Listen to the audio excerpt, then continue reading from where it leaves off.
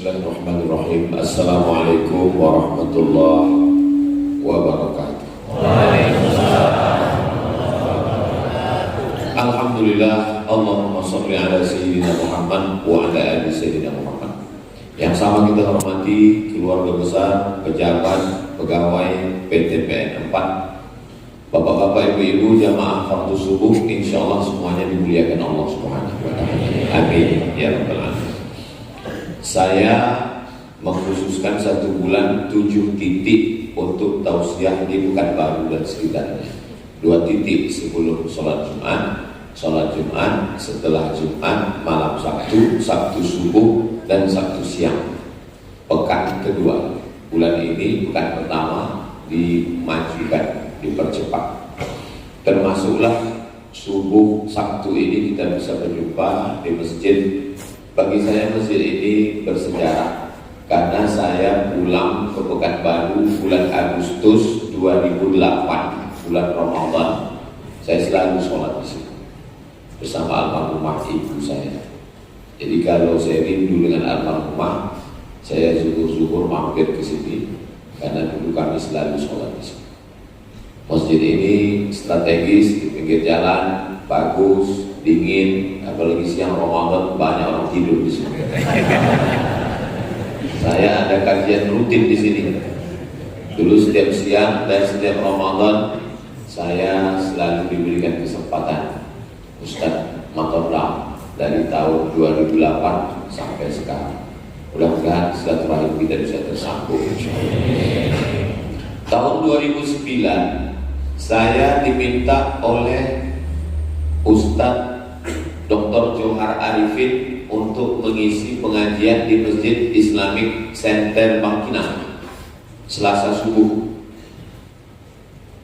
Waktu itu Ketua MUI Kapar Ustadz Dr. Mawardi Muhammad Saleh. Pesan beliau, Ustadz Somad bacakan kitab At-Targhib wa Tarhib karya Imam Al-Munziri. Isinya hadis-hadis, targhib motivasi beramal, tarhib ancaman. Lalu saya mengkaji kitab itu sampai akhirnya berubah bupati, nama saya pun tak masuk lagi. Biasa. Nah, lalu kemudian itulah kenapa buku ini saya lanjutkan waktu terbentuk Yayasan Tabung Wakaf Umat. Buku ini terus kami kaji dan sekarang sudah sampai subuh ini pada hadis yang ke-296. Nama kitabnya kalau mau dibeli atau di-download, At-Targhib wa Tarhib, ancaman dan motivasi. Nama penulisnya Imam Al-Munziri. Kitab aslinya terlalu tebal, 1000 halaman. Lalu datang Imam Al-Hafiz Ibnu Hajar Al-Asqalani, diringkas menjadi Mukhtasar At-Targhib wa Tarhib. Sekarang kita masuk hadis. Qala al-Imam Al-Hafiz Al-Munziri bisanadihi. Imam Al-Munziri dengan sanadnya meriwayatkan sampai kepada seorang laki-laki namanya Usamah bin Zaid. Usamah artinya singa. Jadi kalau ibu bapak ingin punya anak yang gagah perkasa, kasih dia nama Usamah. Nama anak saya Usamah, Ustadz Sani Ahmad Misbahi Ibadillah. Usamah bin Zaid. Nabi punya anak angkat namanya Zaid bin Harisah. Datang orang panggil dia Zaid bin Muhammad. Zaid anak Muhammad, Zaid anak Muhammad. Turun ayat. Maka Muhammadun aba ahadin min rijalikum. Muhammad bukan bapak kamu, walakin Rasulullah, dia adalah Rasul utusan Allah. Ud'uhum li abaihim, panggillah anak angkat itu kepada ayah kandungnya. Nah, jadi kalau ada bapak ibu mohon maaf punya anak adopsi, anak angkat, jangan dipakaikan di akte, di KTP-nya bin kita. Pakai bin asli bapak. Anak angkat saya ini Pak Ustaz tak tahu bapaknya, karena saya pulang sholat subuh dapat kardus depan rumah. Tak mungkin bin kardus. Nah, pakai bin Abdillah, anak hamba Allah. Abdullah Abdurrahman Asalnya Abdul Somad, anak hamba Allah. Tak boleh pakai bin nama kita, karena itu pemalsuan nasab. Nanti orang menyangka anak kita, tiba-tiba nanti pembagian harta warisan. Adopsi anak bagus, tapi ada 3 poin yang tidak bagus menurut Islam. Yang pertama, anak angkat dipakaikan nasab bin bapak angkat, tak boleh, haram. Apalagi anak perempuan, nanti diwalikan pula waktu nikahnya, waktu mati dapat warisan pula. Yang kedua, banyak bapak angkat menulis wasiat, semua hartaku untuk anak angkatku kalau aku mati. Adapun adik-adikku selok sendalku pun jangan kalian kasih ke dia. Tak boleh. Maka ahli waris tetap mendapatkan. Kalau kita mau menyelamatkan anak angkat, kasih dia wasiat atau hibah. Beda hibah sama wasiat. Aku hibahkan tanah itu 2 hektar untuk anak angkat, langsung pindah nama. Tapi kalau wasiat, menunggu menikah. Nah, makanya jangan senang dulu kalau dapat wasiat, karena itu tak langsung dapat, tunggu dia meninggal. Kalau yang menerima ini mati duluan, batal wasiat. Jadi kalau mau ada orang ngasih, Ustaz Somad, saya mau ngasih wasiat ini, hibah aja lah Pak. Saya khawatir pas dapat nanti. Yang ketiga yang berbahaya tentang masalah anak angkat ini adalah ketika anak angkat sudah menganggap macam ayah kandung, emak kandung, lalu di rumah dia membuka aurat. Kalau kebetulan anak angkat itu perempuan, maaf cakap, nampak betisnya, nampak lengannya, nampak rambutnya, padahal itu haram bagi ayah angkat. Tak boleh berdua-duaan dia di rumah. Banyak kasus berawal dari anak angkat, lama-lama jadi bini angkat. Ibu pun hati-hati. Kejahatan terjadi bukan karena ada niat dari pelakunya, tapi karena ada kesempatan. Ingat, yang di rumah itu buaya darat. Buaya ini bisa kita berkawan kalau lepas dia kenyang. Bisa. Kenapa dia patuh ke pawang? Karena disumbatkan 1 ekor ayam, kenyang dia. Kalau pas dia lapar, dimakannya juga itu. Nah, maka hati-hati, waspada. Nah, Nabi ini punya anak angkat namanya Zaid. Zaid bin Muhammad kata orang. Akhirnya panggil dia ayahnya. Maka Zaid bin Harisa. Zaid ini punya anak namanya Usamah. Usamah ini diangkat Nabi jadi panglima perang umur 18 tahun. Anak sekarang umur 18 tahun sibuk minta paket 43. Muhammad Al-Fatih jadi panglima perang menaklukkan Konstantinopel. 3 riwayat karena berbeda tahun lahir. Ada yang menyebut 19, ada yang menyebut 20, ada yang menyebut 21. Muhammad Al-Fatih jadi penakluk panglima perang 19, 20, 21. Usama bin Zaid jadi panglima perang 18. Sekarang ditanya anak-anak muda ini, berapa umur kau? 22. Apa yang sudah kau taklukkan? Hati dia. Nah, inilah yang meriwayatkan hadis ini namanya Usamah bin Zaid, cucu Nabi dari anak angkatnya Zaid bin Harithah radhiyallahu anhuma. Jadi kalau menyebut nama sahabat itu radhiyallahu anhu. Dulu kalau salat tarawih di sini, Al-Khalifatul Awwal Sayyiduna Abu Bakr As-Siddiq radhiyallahu anhu. Masih begitu lagi sama-sama. Karena sebagian masjid sudah tak boleh lagi bid'ah. Padahal itulah cara ulama Ahlus Sunnah untuk mempertahankan Ahlus Sunnah. Karena kalau tidak, Syiah melaknat semua sahabat. Abu Bakar laknat, Umar laknat. Makanya salah satu ciri masjid Ahlus Sunnah di kaligrafinya itu ada Abu Bakar, Umar, Utsman. Tak ada. Ada Utsman. Utsman. Abu Bakar. Untung ada. Tak ada, curiga juga kita di masjid. Begitulah cara ulama Ahlus Sunnah, ditulis nama Abu Bakar dan dilanturkan.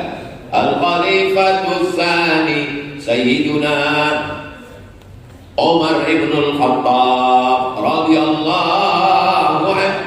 Karena Syiah punya doa namanya doa laknat melaknat sanamai Quraisy, melaknat dua berhala Quraisy. Yang dia maksud dua berhala Quraisy, Abu Bakar dan Umar. Abu Bakar dan Umar itu setiap selesai sholat subuh dilaknat, Allahumma la'an sanamai Quraisy. Mudah-mudahan Allah menyelamatkan beliau Indonesia dari Syiah. Radhiyallahu anhu. Qala, dia berkata, qala Rasulullah SAW, Nabi bersabda, man suni'a ilaihi ma'rufun, siapa yang dikasih kebaikan, siapa yang dibuatkan kebaikan. Saya subuh ini dibuatkan kebaikan. Subuh tadi disambut, sampai ke dalam dikasih teh, minum, makan kue. Jamaah belum, saya udah lama saya dibuat tadi.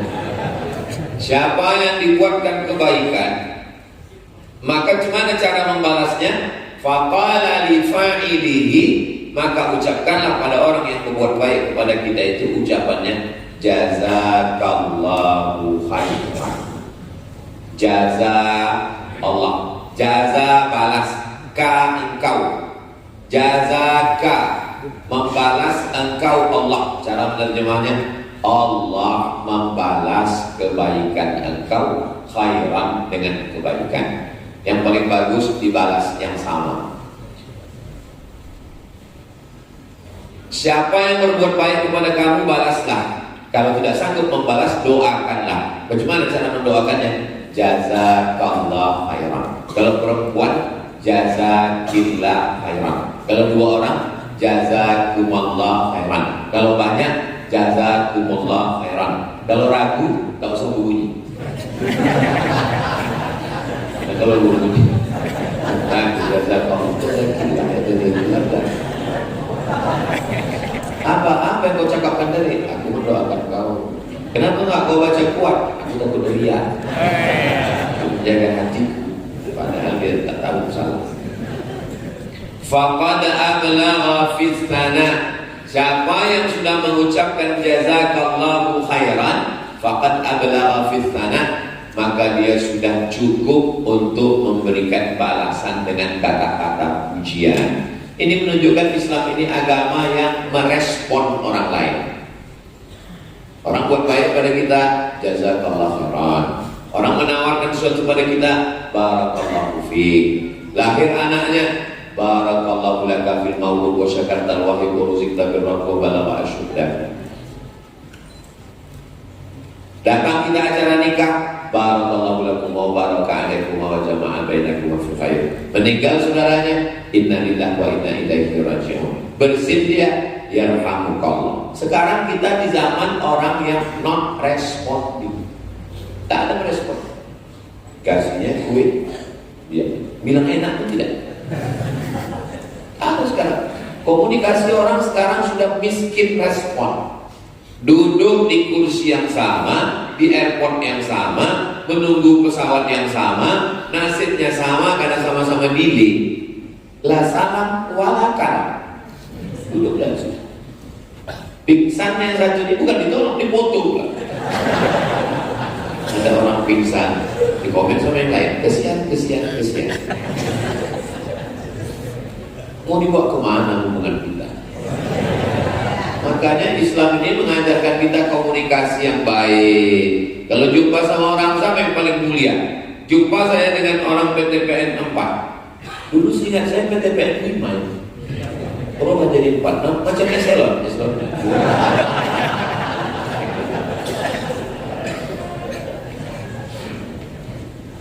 Jumpa yang paling mulia kalau berdua jumpa, man awwalu man yabda'u bisalam.